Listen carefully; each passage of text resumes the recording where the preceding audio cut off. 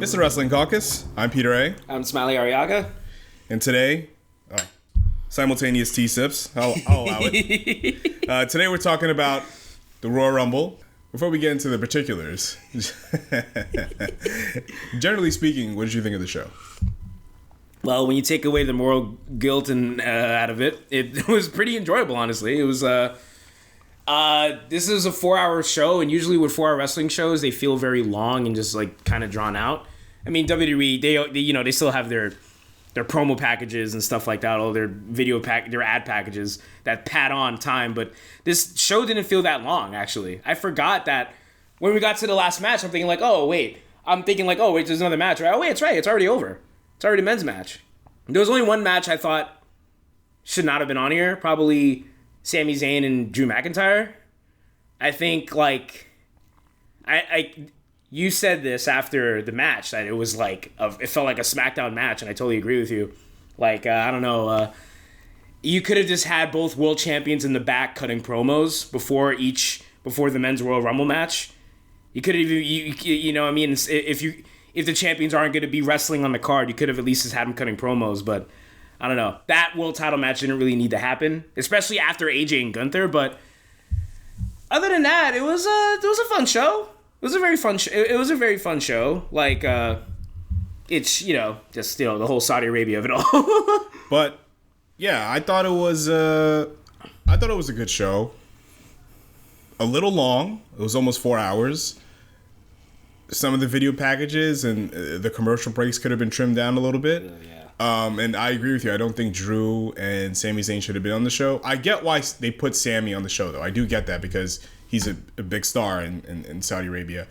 But yeah, the match was kind of nothing. It was kind of anticlimactic. It didn't really set up anything for the future. If you're going to have a title match sandwiched in between two Rumbles, I figure they should at least use it to set something else up. But and it was nothing special, to be honest.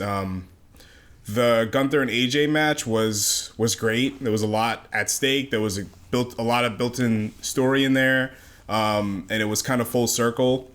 We'll talk about it in a little bit, but AJ debuted Royal Rumble 2016, so 10 years of WWE AJ Styles. So that was fine. Before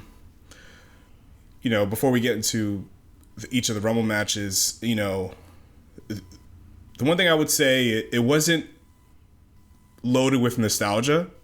Yeah. Like WWE Royal Rumbles in the past. There was a lot of focus on the future. So overall, I would give the show a thumbs up.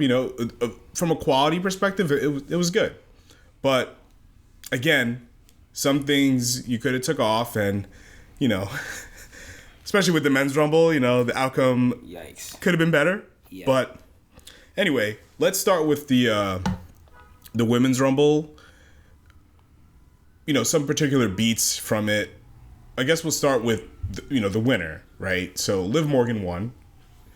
What do we think of that? From a story perspective, she can easily wrestle. Here's the thing.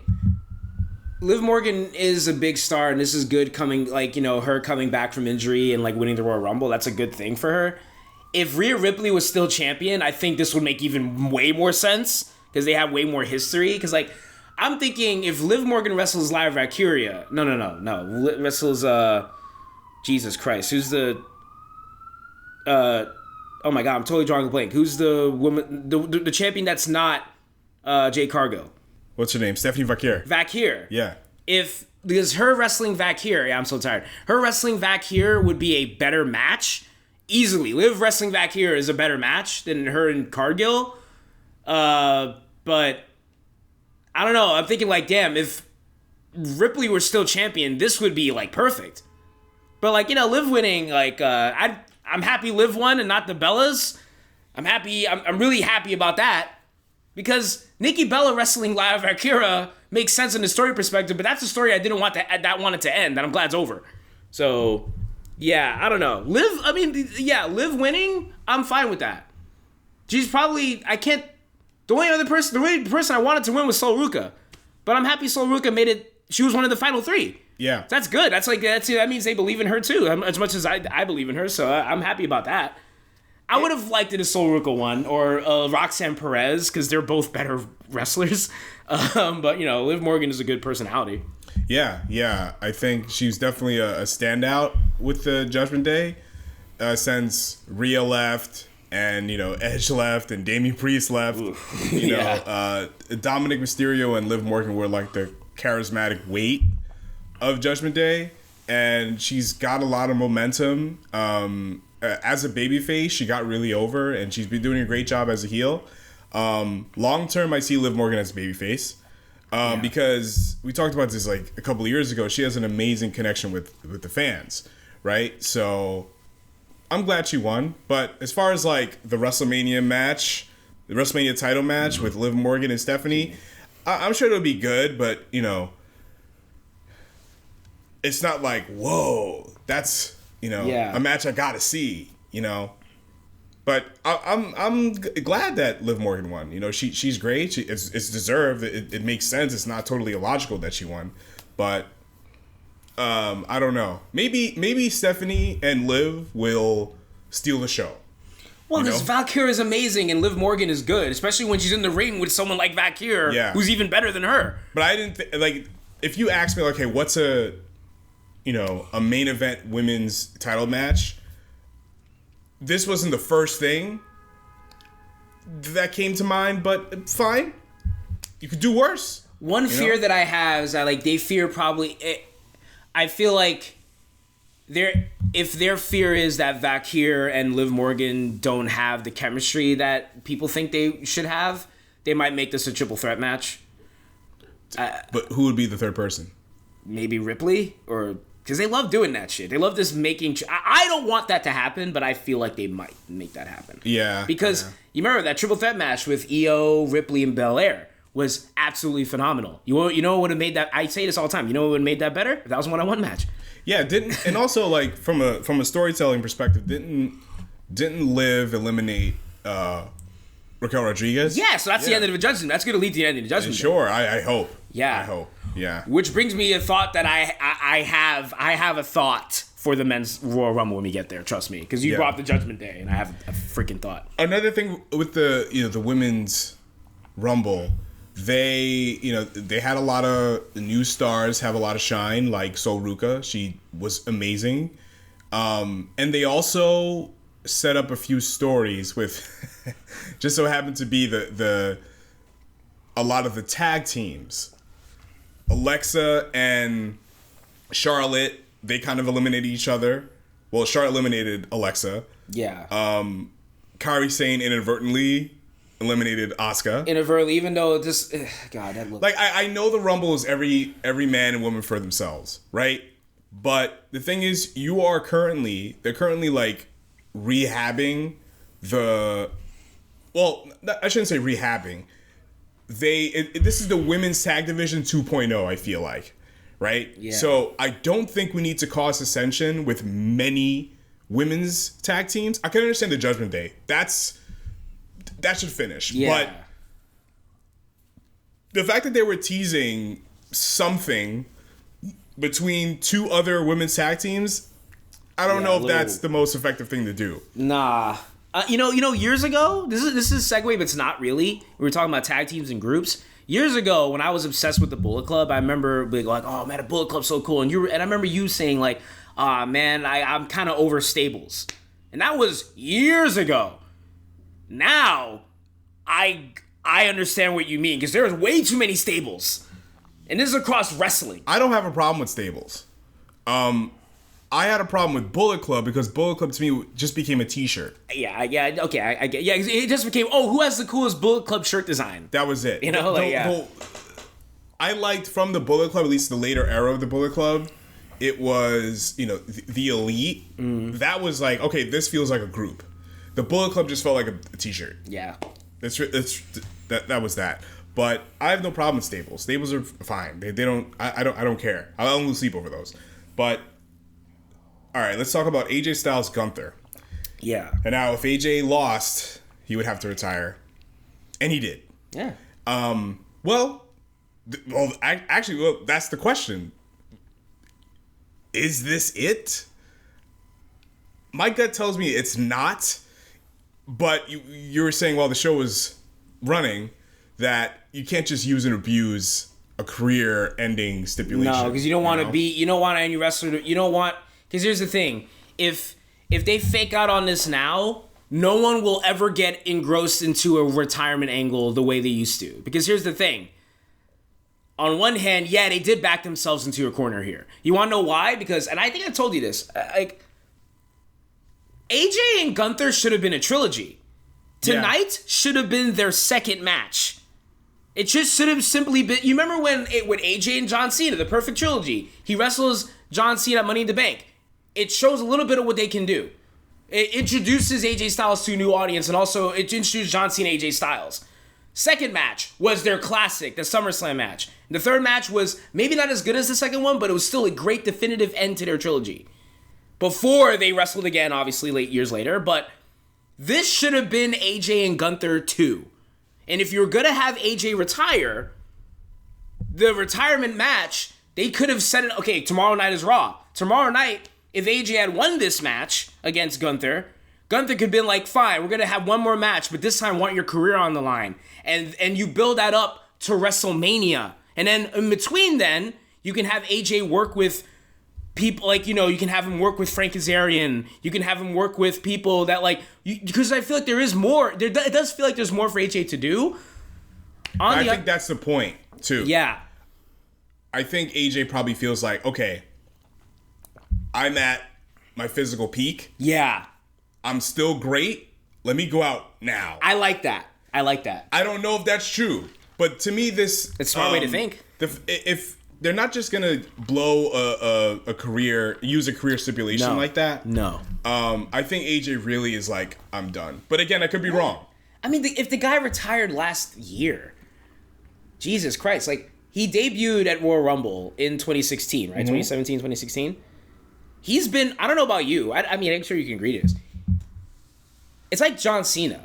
I remember a while ago you said that John Cena, you notice when he's not there. Same thing with AJ. You notice when AJ's not there. Yeah. AJ's been one of the staples. He's been one of the staples in professional wrestling way before he even got to WWE. And him coming to WWE, it didn't really revitalize AJ's career. It revitalized WWE in a lot of ways. Yeah, it did. Because, like, AJ, whoever was around watching AJ Styles wrestle when Mauro Ranallo became a commentator in WWE, it was kind of like a wrestler found their JR.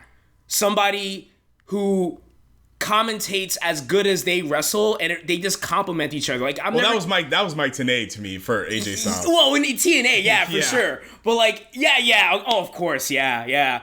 Another thing that was iconic, that SummerSlam match with AJ and John Cena, when AJ kicked out of that top rope AA, and then Mauro's, you see him standing up in the background, like, it's like they found, that's like the perfect, AJ's ability and Mauro's, like, talent as a commentator, it made the show feel like a sports wrestling show. It made it feel, it added a competitive edge. AJ Styles being there, it made everyone better. And he gave a lot of people their best matches. He gave Jinder Mahal his best match. So if AJ's career ended 3 years ago, it would still be a lifelong achievement of a career. Yeah. I'm just glad that he went out like Shawn Michaels, right? Yeah. He went out at his absolute best. Yeah. Against Gunther, too. I honestly, for a storyline or storytelling perspective, I hope this is it. Yeah, because if they go back, and here's the thing, and that's another reason why I think Sami should have been in the Rumble and Drew shouldn't have wrestled tonight. Because like, this could have been a 3-hour show, right? You could have the first hour be for the Women's Rumble. You should have given AJ and Gunther an hour. No. Or, like, I don't know. Not with 2 Rumbles. Well, here's no way. Like, if they were the only match in the card aside from the Rumbles, maybe not an hour, but give these guys a little longer than they had. I thought the match was awesome. I just love seeing these two wrestle so much, and I think they should have been the only one-on-one match on the card. Yeah, I would agree with that. But AJ can go an hour with Gunther. No, not with 2 Rumbles. You'll kill the crowd. you'll kill them. Yeah, I mean, they didn't die after that match, though. They didn't go an hour. Yeah. They didn't go an hour, but it was still great. And, if this is the last AJ Styles match, you went out, like a king. One of the most influential wrestlers of the past 25, 30 years. Maybe 20 years. Yeah. Because you probably have some silly gooses going on right now. Well, he didn't take off his gloves, so his career's not over. Don't listen to those marks. Well, you just said that. No one's saying that. Yeah, so I hope I'm the only mark that says that. Yeah. Please, just if it's over, just end it. Just don't go back on this. That's all I ask. That's all I ask. Men's Royal Rumble.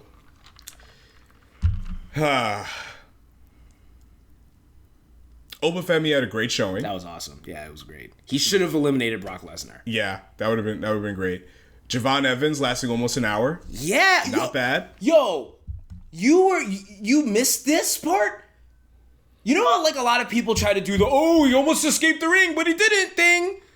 Javon had one of the best moments like that I've ever seen. He literally got thrown. He looked like he was getting thrown out. The only thing that saved him, his feet didn't even touch the apron. His two hands caught the top rope, and he literally, he caught himself with just his hands. It looked astounding. Anyone else would have messed that up, and he didn't. And it literally looked bouncy. This guy is great. He's very good. You know what surprised me? Trick Williams got a really great reaction in Saudi Arabia. I did not expect that. That's amazing. That's another reason why Sami should have been in this match, because they got a feud brewing. You could have had those two had a moment in this match. Yeah. If Sami was in the match. Trick could have thrown out Sami if Sami was in the match. Yeah. Yeah. I definitely, that's the one thing I did like about the show. They are thinking about the future, and I'm really a proponent of that for the most part. All major wrestling promotions, you got to focus on the future. Mm-hmm. Yes, you need star power, and that's the one thing I would say about the men's match, the men's Royal Rumble match versus the women's Rumble match. I feel like the women's Rumble match had a lot of NXT people and a lot of current stars, but it was just lacking a little bit in a little. They had Charlotte in there.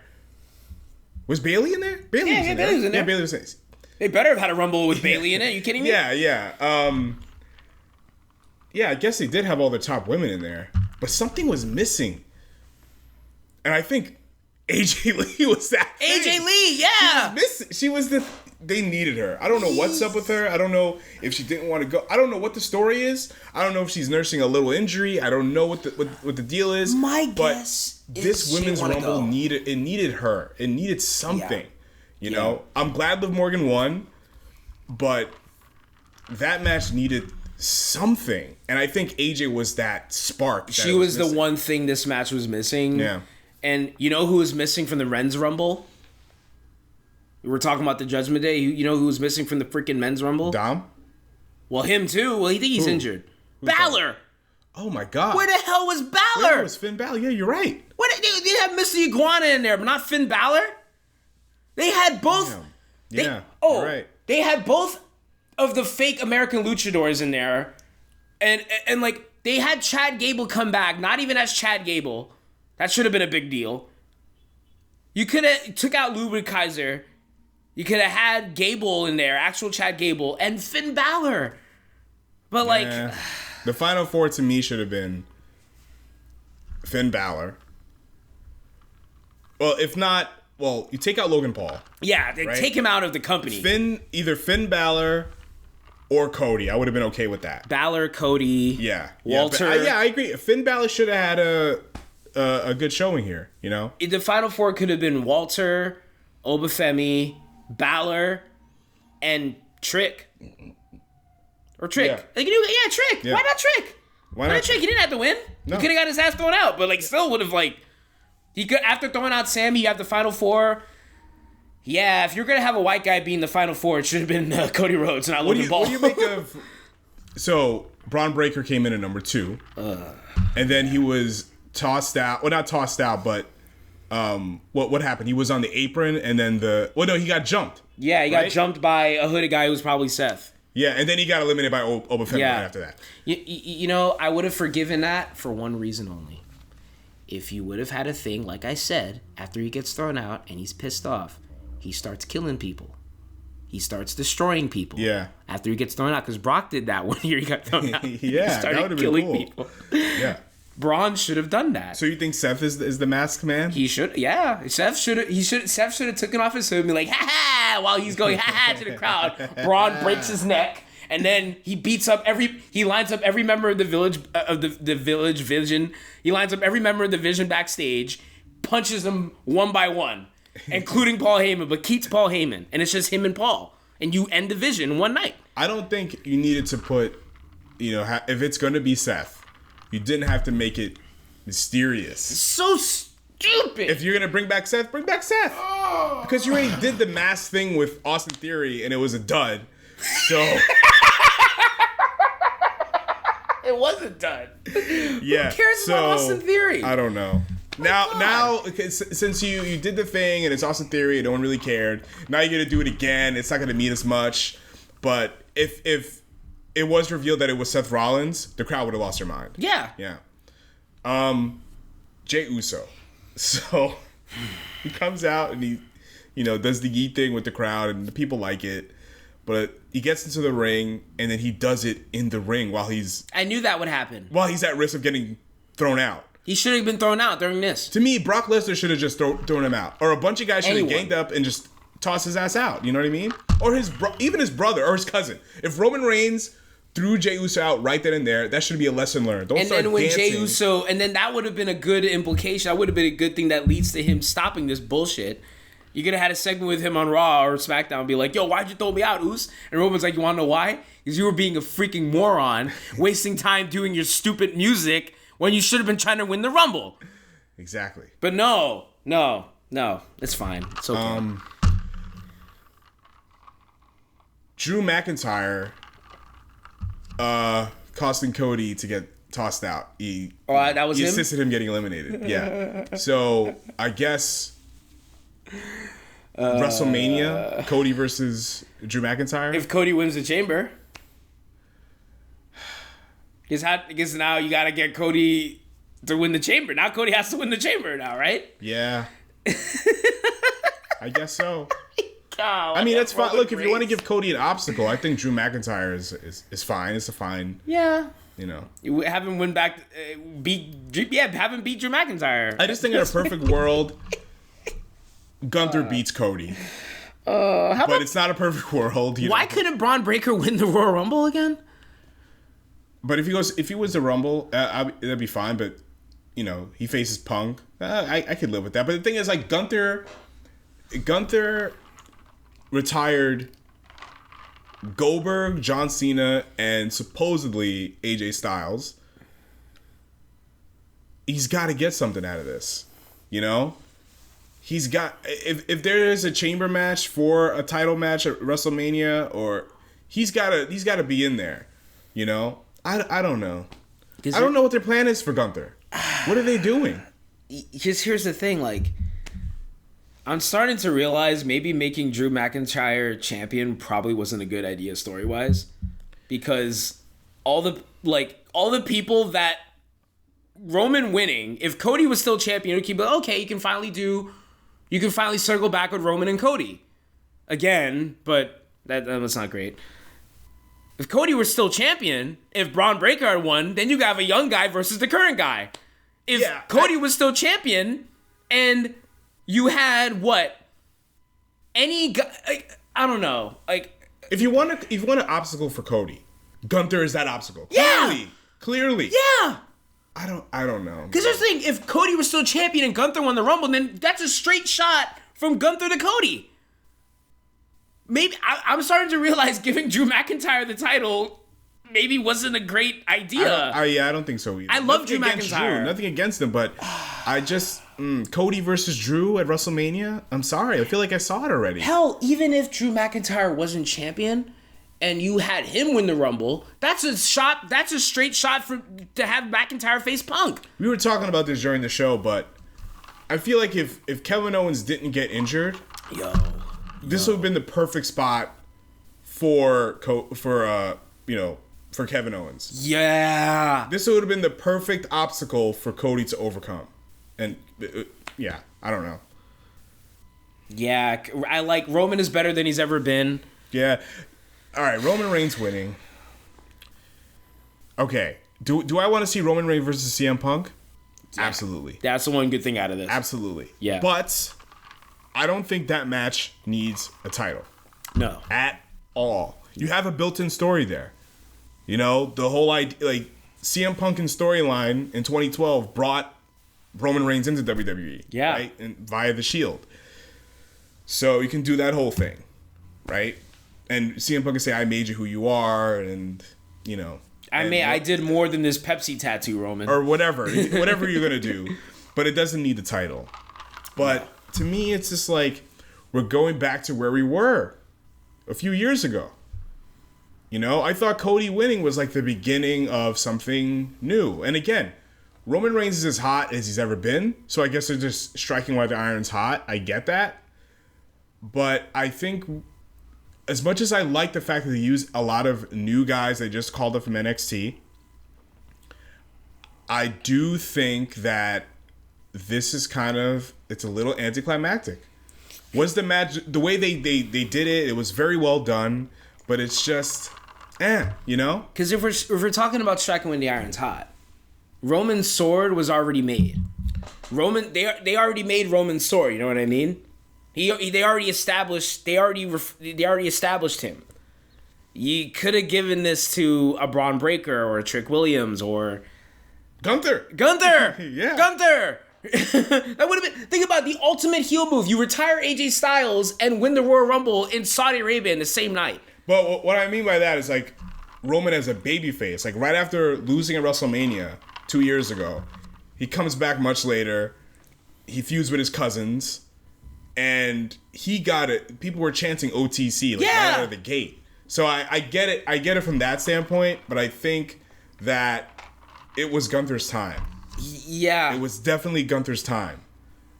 Like, I don't know. I'm going to see what they're going to do, but I like the show. The show was great, but Roman winning is just... It's like, all right. It's not it now, it's you know? Kinda, I don't know. It's a little... It's kind of like when you're playing universe mode in the WWE games and you fail and the wrong guy wins. Yeah. And you're like, God damn it. I got to redo this whole thing. Yeah, it's yikes. So, Powerhouse Hobbs. You mean Royce Keys? Royce Keys. What do we make of that? It's another guy, another young guy. Maybe, I don't know. Maybe not have him win, but like have him do good enough and get eliminated by a guy who should have won.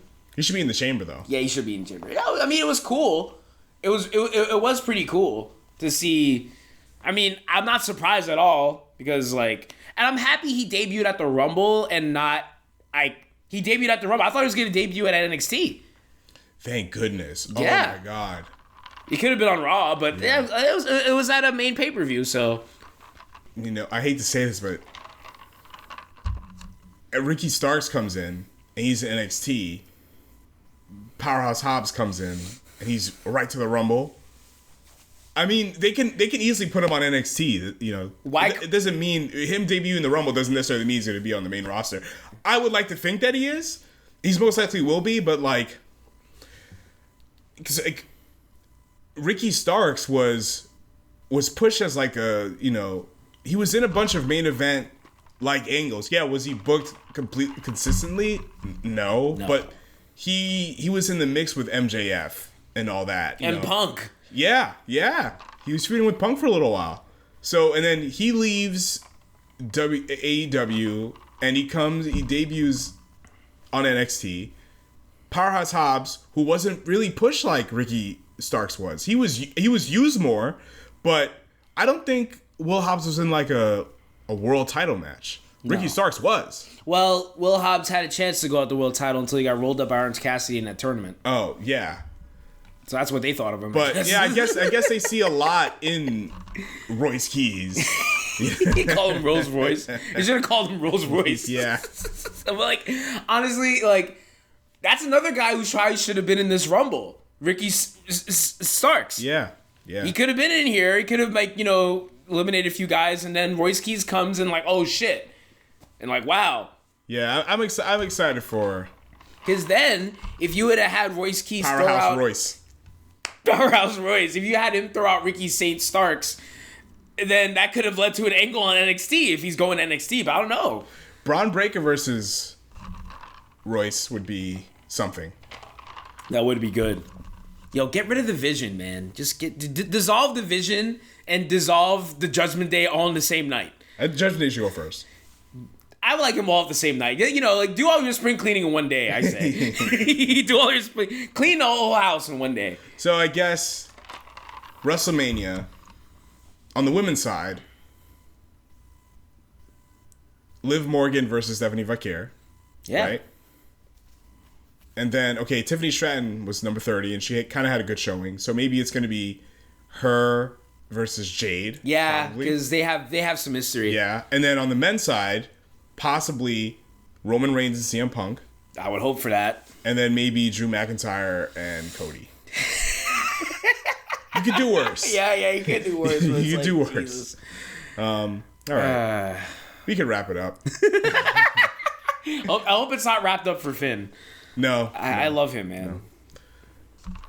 It's the Wrestling Caucus. I'm Peter A. I'm Smiley Arriaga. And you can listen to us wherever you get your podcasts. You can subscribe to us on YouTube.